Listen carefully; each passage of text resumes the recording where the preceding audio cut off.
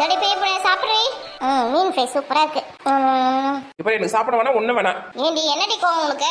நான் அவ்வளோ தூரம் சொல்கிறேன், வசந்திக்கும் அந்த மாப்பிள்ளைக்கும் செட் ஆகாது, டைவர்ஸ் பண்ணி விட்டுலான்னு ராதிகாக்கா கூப்பிட்டு போய் நேரத்துக்கு உள்ள 2 பேரும் பேசி சமாதானப்படுத்தி சாப்பிட்றதுக்காக கொடுத்துருக்குது, சாப்பிட்டுருக்காங்க அவங்க 2 பேரும். இப்படி சின்ன சிறுசுங்க அதுக்குள்ள சண்டை வர்றது சகஜம் தானே. அதெல்லாம் போய் நம்ம பெரிய விஷயமா இருக்கலாமா? எனக்கும் என் வீட்டுக்காரங்க கூட தான் ஒரு நாளைக்கு 1000 சண்டை நடக்குது. எங்க வீட்டுக்காரன் நான் டைவர்ஸ் பண்ணிட்டேன். அது முடி சோறு தின்றல வாய முடி தின்னு. வாய முடியும் எப்படி சாப்பிட முடியா? இப்படி சாப்பிடு. எனக்குலாம் ஒன்றும் வேணாம். வேணா விடுக்கா, பசிச்சா அப்புறமா அவளே சாப்பிடுவா. ஏன்னா நான் வேணான்னு சொன்னதும் வீட்டுக்கு பார்சல் கட்டி எடுத்துன்னு போலான்னு பார்க்குறியா? கொடுக்க அப்படியே இந்த சாப்பிடு, உட்காந்து சாப்பிடு. சோறா கோவம்னு பார்த்தா சோறு தாக்க ஜெயிக்குது. சாப்பிடு. எவ்வளோ ஹெல்ப் பண்ணியிருக்க சமைக்கிறதுக்கு. சாப்பிடாம அந்த எவ்வளோ கஷ்டமா இருக்காது. எங்க வறுத்த மீனே காணா? பெரிய பொண்ணு கோவத்தில் இருக்கிறா, மறந்துடுவா சொல்லிட்டு வறுத்த மீனை வைக்கல. இருடி எடுத்து வரேன், தட்டில் இடமே பத்தல. ஆட்டுக்கறி, மீன் குழம்பு, ஈரல் இதெல்லாம் வச்சு எடுத்துன்னு வரத்துக்கு தட்டு ஃபுல்லாகிடுச்சு. பார்த்தா அதுக்கு ஆம்லேட் வர, முட்டை வேற தனியாக, வறுத்த மீன் வைக்கிறதுக்கு இடம் பத்தல. இரு எடுத்துன்னு வர, சாப்பிட்டுனே கொடு, சீக்கிரம் போய் எடுத்துன்னு வா. ஏக்கா எனக்கு கூட 2 பீஸ் வறுத்த மீன் எடுத்துனோக்கா. கோவப்படாம சாப்பிடு, கோவத்தில் சாப்பிட்டுன்னு வச்சுக்க. சாப்பிடலாம் சீக்கிரமா ஜீரணமாயிடும், அப்புறம் திரும்பவும் பசிக்கும். ஏக்கா நீ சாப்பிட்டியா? இன்னும் இல்லடி, ஏதாவது சாப்பாடு போட்டு கடைசியில் சாப்பிடணும். நீ எல்லாம் திருந்தவே மாட்டேன். முதல்ல நீ சாப்பிட வேண்டியதுதானே? நீ சாப்பிட்ட அப்புறம் எடுத்து கொடுக்க வேண்டியதுதானே? இருக்கட்டும், நீங்க சாப்பிட்டாலும் நான் சாப்பிட்ட மாதிரிடி. யார் சாப்பிட்டா என்ன, யார் சாப்பிடல என்ன சொல்லிட்டு உன்னை அடிச்சு தள்ளின்னு கிடக்குது பாரு, சோத்தையே கண்ட பார்க்காத மாதிரி. யார சொல்ற? உனதான் சொல்றேன். எதுக்கு இப்போ பேச்சு போறாக்கமும் சாப்பிட்டே சும்மாவே இருக்க மாட்டேன். நீ யாரா வம்பு எடுத்துனே இருப்பியா? இங்க பாரு, என் பேச்சுக்கு யாரா வரத்தாவல, அவங்க வேலையை பார்த்தா போதும். கும்முன்னு சாப்பிடு, சண்டை போடாம சாப்பிடு கும்முன்னு. உன் மூஞ்சுக்காக தாக்கா பாக்குறேன், இல்லன்னு வச்சுக்க அவ்வளவுதான். என்ன பண்ணிடுவா? சாப்பிடு வந்து என்ன பண்றேன்னு பாரு. சாப்பிடு. சூப்பரா இருக்குக்கா ஈரல. அது நான் சமைச்சது நல்லா தான் இருக்கும். இல்லடி நான் தான் சமைச்சேன். அக்கா ஏன் இப்படி அப்பட்டமா போய் சொல்ற? நான் என்னடி போய் சொன்னேன்? ஈரல் நான் தானே செஞ்சேன். அப்போ மிளகுத்தூள் போட, கொத்தமல்லி போடுன்னு சொன்னீங்க, அதெல்லாம் நான் தானே போட்டேன். அப்ப நான் தானே சமைச்சேன், நீ சமைச்சேன்னு சொல்ற? ஓ, கொத்தமல்லி மிளகுத்தூள்லாம் போட்டதுனால அப்ப நீ சமைச்சதா அர்த்தமா? சரி, அப்ப நீ தான் சமைச்சிருக்க. ஏதோ ஒரு ஏமாத்தி நல்லா சுத்தி நிக்குது ஒண்ணு. என்ன உப்பாளி தூக்கி போட்டு நான் தான் சமைச்சேன்னு சொல்ல முடியுது. அப்புறம் இந்த மாதிரி ஆளுக்கிட்டலாம் உஷாரா இருக்கா? அடுப்புல கஷ்டப்பட்டு செஞ்சு பாரு, தெரியும் கஷ்டம் உனக்கு. நாங்களாம் சமைச்சது எது? இல்ல உங்க வீட்டுல கேஸா சமைக்கிற, அடுப்பு ஏறி சமைக்கிற? ஏன் இப்ப கேஸ் தட்டுப்பாடு ஏற்படுச்சா? அப்பெல்லாம் அடுப்புல தான் சமைச்சோம், கேஸ்ல சமைச்சான். எங்களுக்கும் அடுப்புல சமைக்க தெரியும். சரி காலத்துக்கு தகுந்த மாதிரி எல்லாத்தையும் மாத்தி வாழ கத்துக்கணும். எனக்கு இது தெரியாது அது தெரியாது சொல்றதுலாம் பெருமை கிடையாது. கேஸ்ல அடுப்புல சமைக்க வேண்டியதுதான். நான் பிறக்கும் போதே அப்படியே கேஸ்லயே போட்டுட்டோமே. ஆனா இருந்தாலும் அடுப்புல சமைக்கிறதுக்கு ரொம்ப கஷ்டமா தான் இருந்தது. அண்ணெல்லாம் ஒரே புகை. நீலாம் எப்படிதான் அடுப்புல டெய்லி சமைக்கிறேன்னு தெரியலையா? அடுப்பு பத்த வைக்கிறதுலயும் ஒரு கைப்பக்குவம் இருக்குதுடி. அடுப்புல இந்த மாதிரி கட்ட வைக்கணும், அந்த மாதிரி கட்ட வச்சா எரிய சொல்லிட்டு ஒரு இது இருக்கு. அது மாதிரி நீ வச்சாதான் அடுப்பு நல்லா எரியும். ஆமா இன்னைக்கு அடுப்பு பத்த வச்ச சூப்பரா. வீடு ஃபுல்லா ஒரே புகை, அடுப்பு தூக்கி கூட இந்த மாதிரி வெளியில கும்பன் சாப்பிடுறீ. உண்மை சொன்ன கோவம் வந்துட்டியா மாதிரிக்கா? என்னடி சமையல் சூப்பரா இருக்கா? நீ சமைச்சா நல்லா தானே இருக்கும். நான் சமைச்சதா நீ டவுட் பண்ணோம் நல்லா இருக்க நல்லா இல்லையானு. சமைக்க எல்லாருக்குமே நல்லா வரும்டி. சமைக்கிறதுக்குலாம் பயப்படவே கூடாது எப்பயுமே. நான் நல்லா சமைக்காத போது எங்க மாமியார் நீ தான் சமைக்கணும் கல்யாணம் உசுறு எடுக்குது. இன்னும் நான் நல்லா சூப்பரா சமைக்க ஆரம்பிச்சுட்டா வச்சுக்க, அதான் வீட்டை விட்டு என்னால வெளில வர முடியாது. 24 மணி நேரமா சமையல் மாதிரி தான் உட்காந்துருக்கணும். அதுக்கு பயந்துதான் சமைக்கிற கத்துக்காம இருக்கேன் நீ. அதுவும் ஒரு காரணம் தான். ஒரு நாள் ஃபுல்லா ஊர் சுத்தி வரணும் அப்படின்னா கூட நல்லா ஊர் சுத்திட்டு வருவாக்கா. கடைக்கு போனாங்க இங்க போனோம்னா கூட போயிட்டு வந்துருவேன். ஆனா வீட்டு வேலை செய்யணும் கூட ரொம்ப கஷ்டமா இருக்கு. துணியை துவைக்கிறது, சாமான் துளக்கிறது, வீட்டை பெருக்கிறது, இதெல்லாம் நினைச்சாலே எனக்கு பயமா இருக்கு தெரியுமா? இந்த பிரச்சனை எனக்கு இல்லவே இல்லை. பரவாயில்லையே, 5 நிமிஷம் செஞ்சு முடிச்சிருவேன் வெளியா. காலை எங்க வீட்டு வேலைக்கு 10 மணி எல்லாத்தையும் செஞ்சு வச்சுட்டு போயிடுவாரு. அப்புறம் எனக்கு நான் வளர்றது அத்தடியாத்தான் 4 மணி. அதனால தான் நல்லா ஜாலியா சுத்தி இருக்குது. நான்லாம் கல்யாணம் பண்ணி வந்த நாள்ல இருந்து நான் தான் எங்க வீட்டுல சமைக்கிறேன், எல்லா வேலையும் செய்யறேன் தெரியுமா.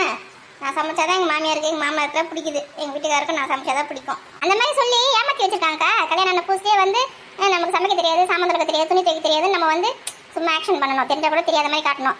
புதுசுலயா எனக்கு நல்லா சமைக்க தெரியும், எனக்கு எல்லா வேலையும் நல்லா நான் செய்வேன் அப்படின்னு சொல்லிட்டு தாமதும் செஞ்சு வச்சுக்கேன். காலம் ஃபுல்லா உன்ன மாதிரி வர செஞ்சு உட்காந்துருக்கணும் வீட்லயே. நல்லா பாரு, கல்யாணம் ஆகி முதல் நாள் வீட்டுக்குள்ள வரும்போது என்ன குத்து வலை கேட்ட சொன்னாங்க. அப்பயே எனக்கு வத்தி குச்சியே கேட்க தெரியாதுன்னு நான் சொன்னேன் தெரியுமா? ஒரு வத்தி குச்சி கிழிச்சு ஒரு விளக்க குடுவா உனக்கு ஏத்த தெரியாது? எல்லாம் தெரியும், எதுவுமே தெரியாத மாதிரி நடிக்கணும். நல்ல பொண்ணுங்க தானேம்மா நீங்க. நான் மட்டும் அந்த மாதிரி சொல்லி வச்சுக்கேன், கல்யாணம் அன்னைக்கு எங்க மாமியார் வீட்டுக்கு அனுப்பிச்சுட்டு இருக்கோம். எங்க அம்மா வீட்டுக்கு உனக்குலாம் ஒண்ணுமே தெரியல, எல்லாம் தேவை வளர்ந்துட்டு இருக்க. இது வரைக்கும் மாமா உன்ன சினிமா கூட்டிட்டு போயிருக்காரா?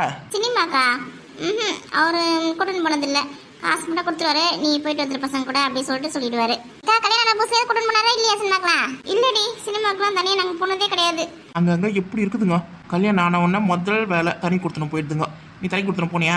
நான் எங்கிட்ட தனி கொடுத்துன்னு போனேன், எங்க மாமனார் மாமியார் கூட தான் இருக்கிறேன்.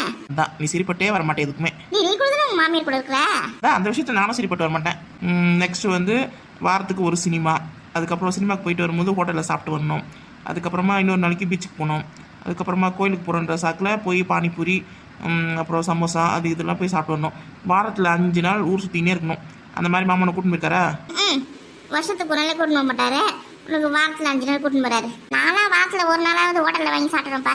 ஒன்றும் உன்னை ஹோட்டல் கூட்டின்னு போங்க இல்லை வாங்கி கொடுத்துருங்கன்னு சொல்லிடுவேன். ஏன்டி ஹோட்டலில் வாங்கி சாப்பிட்டாலும் குடும்பத்தை நடத்த முடியாது, ரொம்ப கஷ்டம்டி. அதுக்கு நம்ம வீட்டிலேயே செஞ்சு சாப்பிட்டு போயிடலாம். ஹோட்டலுக்குலாம் போனால் 1000 2000 செலவாகும். ஏன் அந்த மாதிரி பண்ணுறீங்க?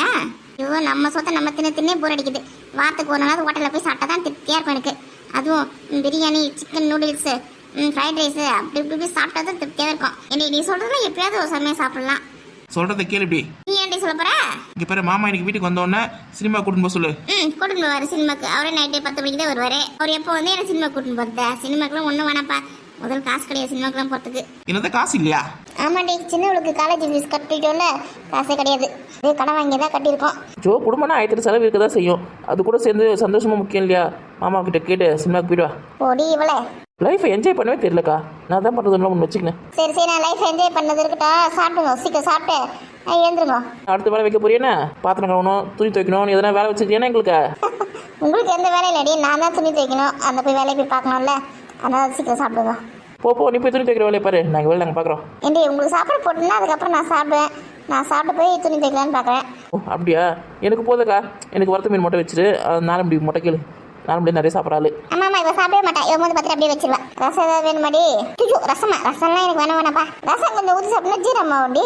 இதெல்லாம் கல்ல தின்னா கூட கரையிற வயசு. ரசம்லாம் ஊற்றி சாப்பிட்டு தான் ஜீரணம் ஒன்றும் கிடையாது. அதே சாதாரணமாக ஜீரணமாயிடும். ஆமாம், முன்னாடி சொல்லியிருந்தா ஒரு பாறாங்களுக்கு கொடுத்துருப்பாங்களே. என்னக்கா சாப்பிட்றாங்களா இல்லையா? கோவமா இருக்காதுங்களா? சாப்பிட்றாங்க. காலெல்லாம் ஒரே வலி. நீங்கள் சும்மா நடிக்காத, உங்க கதெல்லாம் யாருக்கும் தெரியாதுன்னு. என்னடி கோவமாடி? என்ன நான் பாட்டு சொல்லினே இருக்கிறேன். வசதிக்கும் அவங்க வீட்டுக்காரருக்கும் செட் ஆகாது. அவன் ரொம்ப கெட்டவனாக இருக்கான். அவன் டைவர்ஸ் பண்ணிடலாம் சொல்லிட்டு சொல்கிறேன் நானே. நீ என்னடா பேசட்டும் சமாதானமாகட்டும் சொல்லிட்டு கூட்டின்னு போகிறேன். சின்ன சீசுங்க ஏதோ சண்டை போட்டுக்குச்சிங்க. அதுக்காக அதை ரெண்டுத்தையும் அப்படியே நிரந்தரமாக பிரித்து வச்சிட முடியுமா? டைவர்ஸ் கொடுத்து அதுங்க சந்தோஷமா இருக்கிறதுக்கு தாண்டி கல்யாணம் பண்ணி வச்சான். கல்யாணம்ன்றது 1000 காலத்து பயிர். இந்த ஒரே நாள் பிடிங்கி எரிஞ்சிடக்கூடாது. இப்போ ஒரு குழந்தை வேற பிறக்க போகுது. இனிமேல் அவங்க அப்பாவோ அம்மாவோ மாற போகிறாங்க. இனிமேல் தான் அவங்களுக்கு பொறுப்புலாம் வரப்போகுது. அதுக்கப்புறம் அவங்களே அவங்களோட குறை நிறைகளை வந்து சரி பண்ணிப்பாங்க. ஓ அப்படி சொல்கிறே நீ? மண்டி விட்டு கொடுத்து தான் போனோம். நான் பொண்ணை பற்றவங்களாச்சு நம்ம இட குடமெல்லாம் முடிவு எடுக்கக்கூடாது. என்ன பண்ணுறாங்க 2 பேரும்? மாப்பிள்ளையும் நாத்தனாரா சாப்பிட்டு முடிச்சுட்டு இருப்பாங்கன்னு நினைக்கிறேன். சாப்பாடு கொடுத்துட்டு வந்தேன். சாப்பிட்டு முடிச்சுட்டு கதை பேசி இருப்பாங்க. சரி சந்தோஷமா இருந்தால் போதும். நம்மளால ஒரு குடும்பம் பிரிஞ்சு இருக்கக்கூடாதுல்ல. பாப்பா 4 மணிக்கு எவ்வளோ நல்ல மனசு பத்தியா? பெரிய பொண்ணு, நானும் என் வீட்டுக்காரும் ஒரு நாளைக்கு எத்தனை சண்டை போட்டுக்கிறோம். அதுக்கப்புறமா சமாதானம் ஆயிடும்.